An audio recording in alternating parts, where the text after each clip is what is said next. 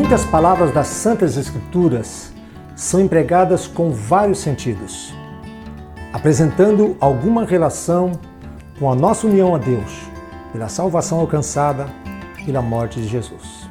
A carne é uma delas. Vamos a um estudo bíblico sobre a carne e sua simbologia na Bíblia.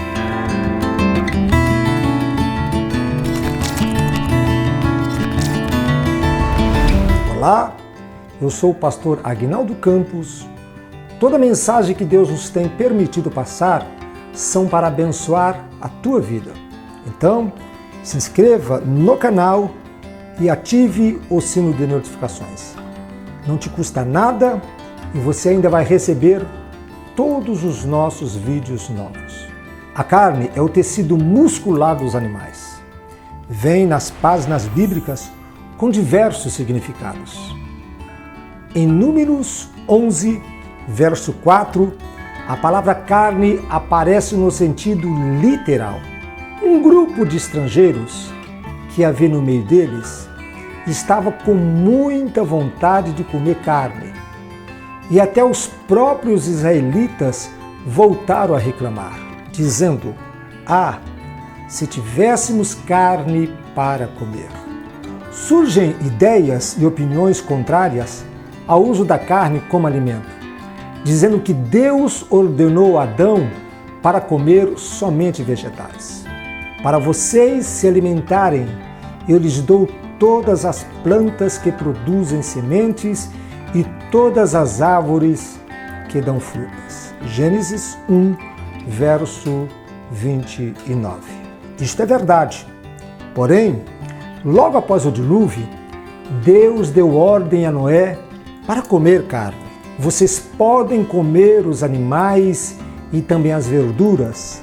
Eu os dou para vocês como alimento. Mas uma coisa que vocês não devem comer é carne com sangue, pois no sangue está a vida. Gênesis 9, verso 3 e 4. Em Levítico, capítulo 11, Deus deu uma lista de animais, chamados limpos, cuja carne podiam comer. Na Páscoa, comiam um cordeiro assado. Em Marcos 14, versos 12 ao 20, está escrito que Jesus comeu o cordeiro pascual, quando estava aqui no mundo. E na história de Elias, certa vez, Deus providenciou o sustento dele, mandando-lhe pão e carne. Ele bebia água do riacho e os corvos vinham trazer pão e carne todas as manhãs e todas as tardes. 1 Reis 17, verso 6. A carne é a humanidade de Jesus.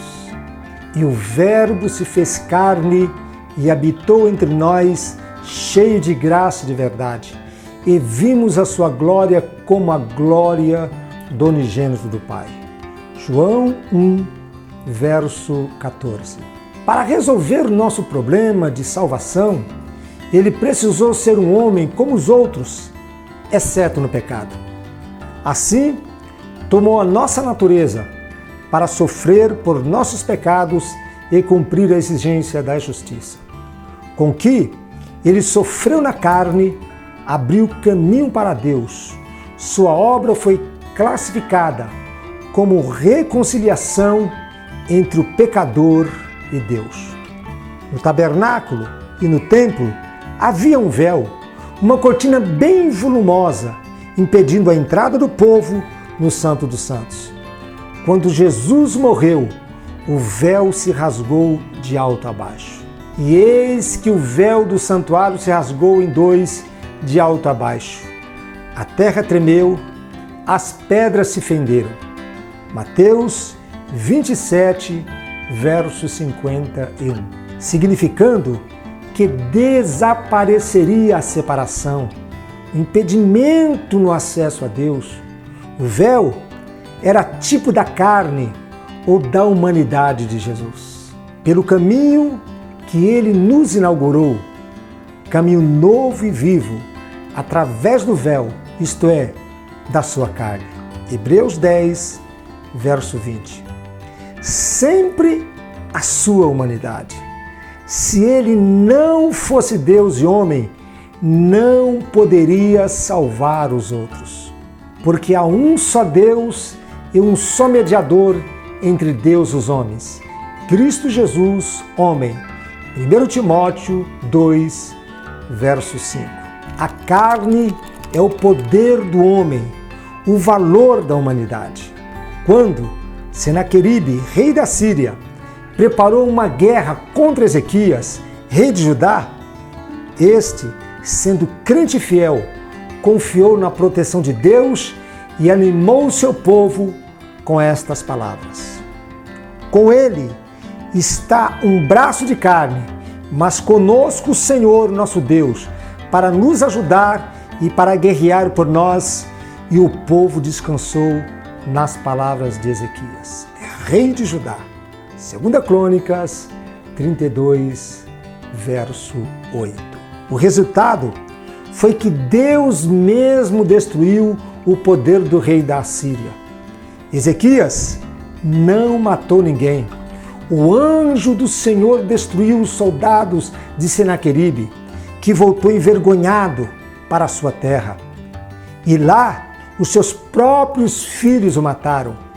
O profeta Jeremias diz: assim diz o Senhor, maldito o varão que confia no homem e faz da carne o seu braço e aparta o seu coração do Senhor.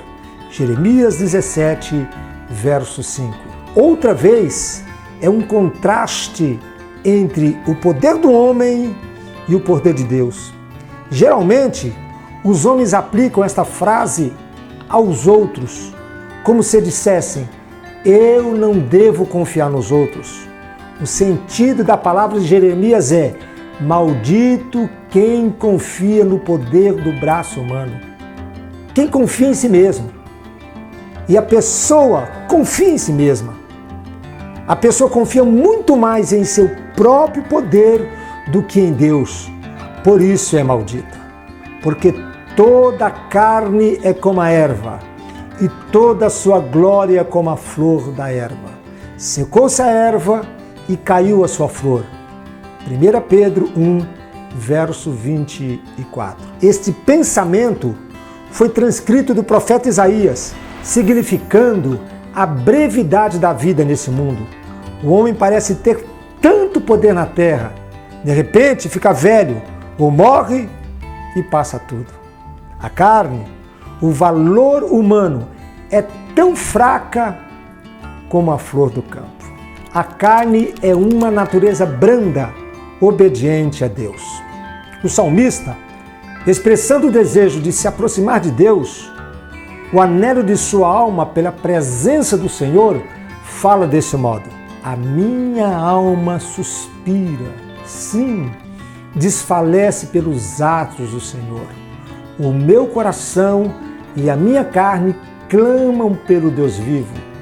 Salmos 84, verso 2. Referindo-se ao futuro glorioso dos filhos de Israel, Deus promete fazer com que eles se convertam e voltem ao seu Deus e Senhor. A predição é: e lhes darei um só coração, e porei dentro deles um novo espírito, e tirarei da sua carne o coração de pedra, e lhes darei um coração de carne. Ezequias 11, verso 19. O coração de pedra é a incredulidade, a rebeldia contra Deus. O coração de carne é a submissão, a conversão. Carne é a inclinação má, a tendência para o pecado. Nesse sentido, ela aparece mais de 70 vezes no Novo Testamento. Jesus, no Getsemane, recomendou aos discípulos que vigiassem enquanto ele orava. E eles dormiram. A razão foi explicada pelo próprio Jesus. Vigiai e orai, para que não entreis em tentação. O espírito, na verdade, está pronto, mas a carne é fraca. Marcos 14, verso 38. Paulo, tratando da condição dos salvos, explica com clareza a luta que há em nosso íntimo, porque a inclinação da carne é morte, mas a inclinação do espírito é vida e paz. Porquanto a inclinação da carne é inimizade contra Deus, pois não é sujeita à lei de Deus, nem em verdade o pode ser.